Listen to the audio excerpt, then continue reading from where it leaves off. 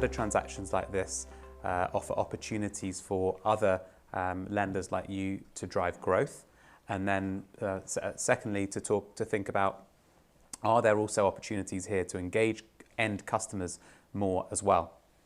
Yeah, I think it's a great question. I mean, for us, when the opportunity arose in that, we took the decision that this hasn't been done before in that, but we, or us as a bank, we need to do more. We need to use our skill sets to drive this agenda in a very meaningful way by taking action and creating something. So don't get me wrong, it's very, very easy to go out and run a nice ad campaign and that, but it doesn't actually deliver anything in that. Whereas we could see our clients and customers saying, we want to do something positive in that, but we don't see a product or a project that we can fund and that. So there was a deficit in terms of supply. So again, we felt that we had the skill set and we're very, very fortunate to work with an extremely good client in terms of the trust and that, who were extremely helpful along the way and that in terms of building it. So it was a very, very collaborative process in that. And again, thankfully, we ended up with a fantastic first transaction in that, and obviously that'll be followed up by a second transaction. I think it also shows that finance is changing and that fundamentally we need to rethink how we do business in that. So I know this is just one example in that, but in terms of our day-to-day finance, we're seeing and we're thinking about things differently. We're thinking about how we allocate funding and how we allocate that funding. And I guess to give you an example on that, there's both in the UK and Ireland, there's a huge amount of homes that will need to be retrofitted and that. Again, the most opportune time to retrofit a home is probably when it's sold and the new owner hasn't moved in yet and can employ builders to do the work. So it's looking at financing and saying, well, is that not the best time to fund that upgrade project before the new owner has moved in and that? So it's looking at it in a very, very meaningful way and trying to apply it to, day-to-day banking and day-to-day customer requirements. What are the changes that you'd like to see happen quickly in order that we can move this forward as quickly as possible? Yeah, I think for me, and it's just a general thing, I think what we need to have is greater collaboration and that no one bank, no one sector is going to solve this, or indeed no one government in that. So what we need to see is, less silos and less single-minded thinking, and we need to see much more collaboration between central government, who obviously are running some retrofit schemes, if we want to take the example of housing and that, the financial community, and of course, the sectors that can actually deliver the change, so construction and that. So, things like, do we have enough tradespeople to do the retrofitting, to install the heat pumps, to put in place the EV charger and that, and how are we going to fund them in a collective way in that? And again, taking it maybe from the perspective and from the viewpoint of the customer, because today, if you have to go and get a bank loan, apply for a grant, and they're not joined up in that, that creates barriers, it creates friction in that. So again, we need to be a little bit more lateral thinking in terms of bringing those things together, making it very, very easy for the homeowner or the customer to get the funding with the grant, and of course have the tradesperson come on site and do the job in that.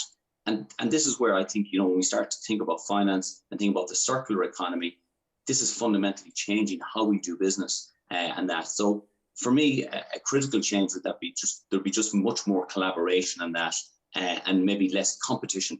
What did you learn about how important sustainability is for younger folks in your business? Yeah, I think two things. And I mean, again, I'm in my 40s now and that, so I'm old. So I think there was a couple of things. It really resonated with them was the first thing.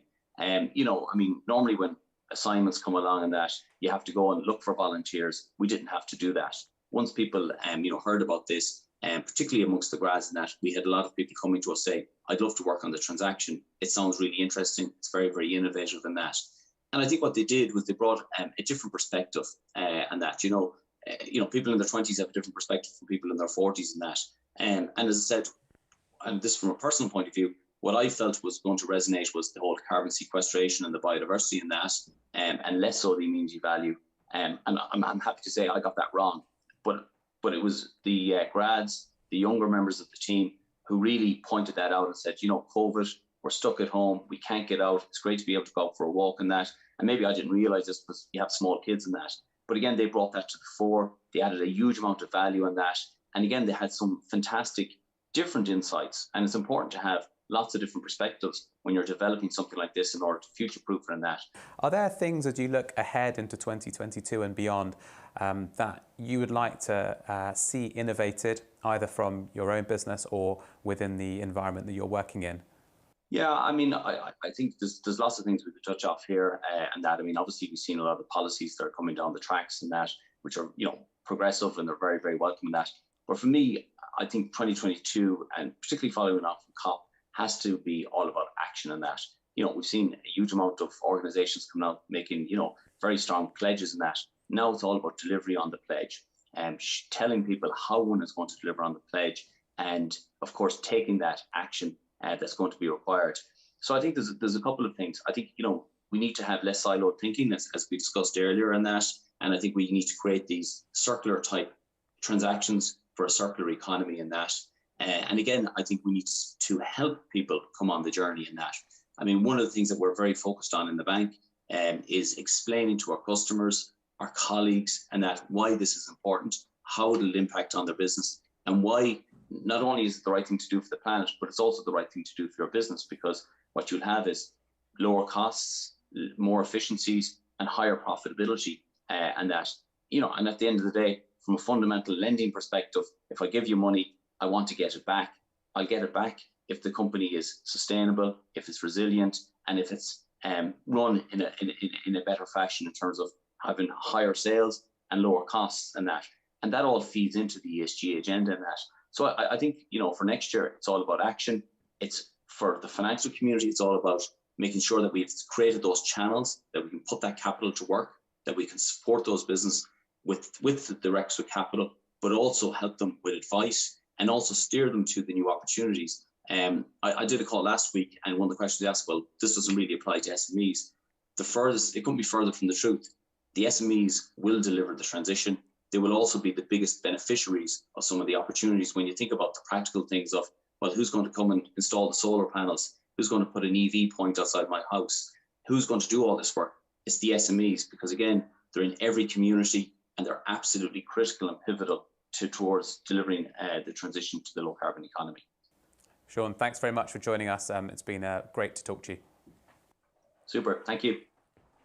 Thanks very much for listening today on our next episode of CXO Disruptors. ESG is clearly going to be a top priority for boards in the coming years. If you have any perspectives that you'd like to share with us or with Sean, please do get in touch, and we will see you next time. Thanks for watching.